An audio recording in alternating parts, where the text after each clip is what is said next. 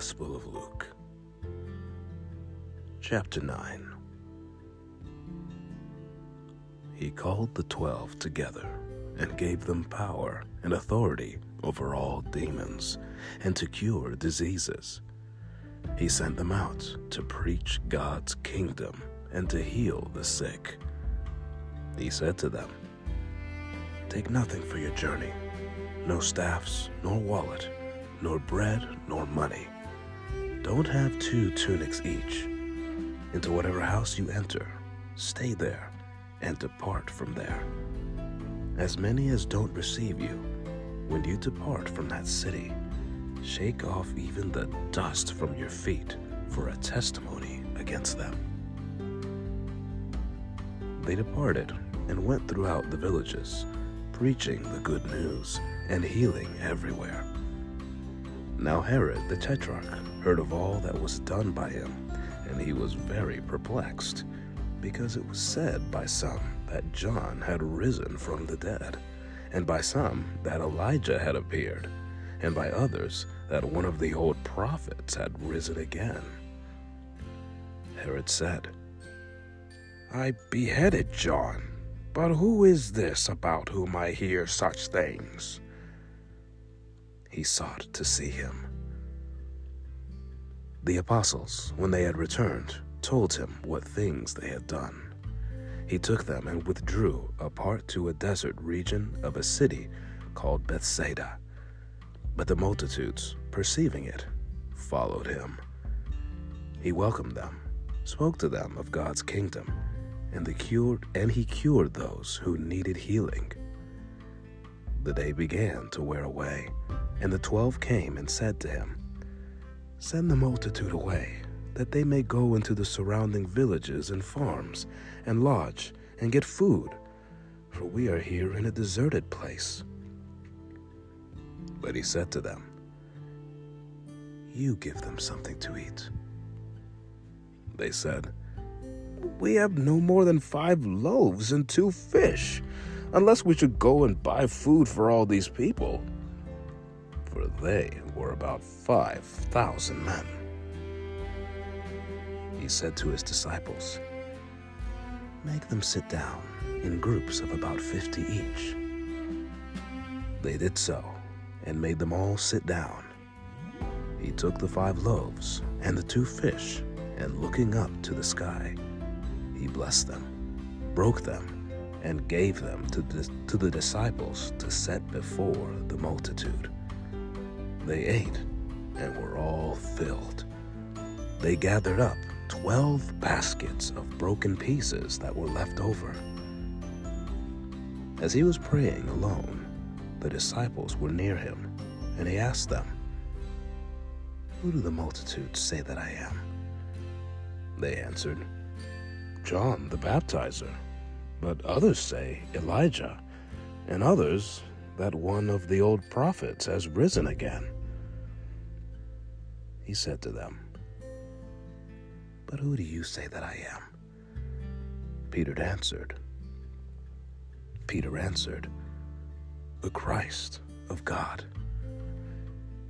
But he warned them and commanded them to tell this to no one, saying, "The Son of Man must suffer many things, and be rejected by the elders, chief priests, and scribes, and be killed, and the 3rd day be raised up." He said to all, "If anyone desires to come after me, let him deny himself, take up his cross, and follow me. For whoever desires to save his life will lose it, but whoever will lose his life for my sake will save it. For what does it profit a man if he gains the whole world and loses or forfeits his own self? For whoever will be ashamed of me and of my words, of him will the Son of Man be ashamed when he comes in his glory, and the glory of the Father and of the holy angels. But I tell you the truth, there are some of those who stand here who will in no way taste of death until they see God's kingdom." About 8 days after these sayings, he took with him Peter, John, and James, and went up onto the mountain to pray. As he was praying, the appearance of his face was altered, and his clothing became white and dazzling. Behold, 2 men were talking with him, who were Moses and Elijah, who appeared in glory and spoke of his departure, which he was about to accomplish at Jerusalem. Now Peter and those who were with him were heavy with sleep, but when they were fully awake, they saw his glory and the 2 men who stood with him. As they were parting from him, Peter said to Jesus, "Master, it is good for us to be here.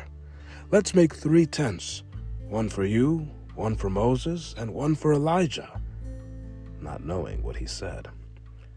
While he said these things, a cloud came and overshadowed them, and they were afraid as they entered into the cloud. A voice came out of the cloud, saying, "This is my beloved Son.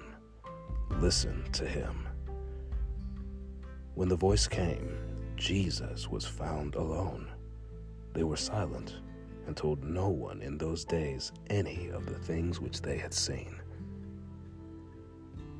On the next day, when they had come down from the mountain, a great multitude met him. Behold, a man from the crowd called out, saying, "Teacher, I beg you to look at my son, for he is my only born child. Behold, a spirit takes him, and he suddenly cries out, and it convulses him so that he foams, and it hardly departs from him, bruising him severely. I begged your disciples to cast it out, and they couldn't." Jesus answered, "Faithless and perverse generation, how long shall I be with you and bear with you? Bring your son here." While he was still coming, the demon threw him down and convulsed him violently. But Jesus rebuked the unclean spirit, healed the boy, and gave him back to his father. They were all astonished at the majesty of God. But while all were marveling at all the things which Jesus did, he said to his disciples, "Let these words sink into your ears, for the Son of Man will be delivered up into the hands of men." But they didn't understand this saying. It was concealed from them, that they should not perceive it, and they were afraid to ask him about this saying. An argument arose among them about which of them was the greatest. Jesus, perceiving the reasoning of their hearts, took a little child and set him by his side, and said to them, "Whoever receives this little child in my name receives me. Whoever receives me receives him who sent me. For whoever is least among you all, this one will be great." John answered, "Master, we saw someone casting out demons in your name, and we forbade him, because he doesn't follow with us." Jesus said to him, "Don't forbid him, for he who is not against us is for us." It came to pass, when the days were near that he should be taken up, he intently set his face to go to Jerusalem, and sent messengers before his face. They went and entered into a village of the Samaritans, so as to prepare for him. They didn't receive him, because he was traveling with his face set toward Jerusalem. When his disciples, James and John, saw this, they said, "Lord, do you want us to command fire to come down from the sky and destroy them, just as Elijah did?" But he turned and rebuked them.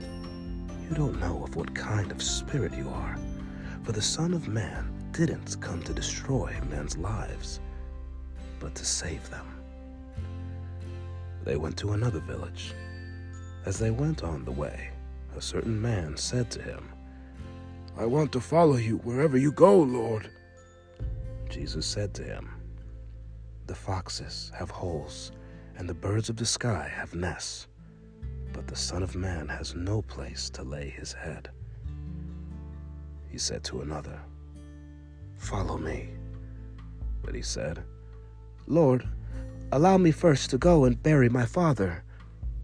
But Jesus said to him, "Leave the dead to bury their own dead, but you go and announce God's kingdom." Another also said, "I want to follow you, Lord, but first allow me to say goodbye to those who are at my house." But Jesus said to him, "No one, having put his hand to the plow and looking back, is fit for God's kingdom."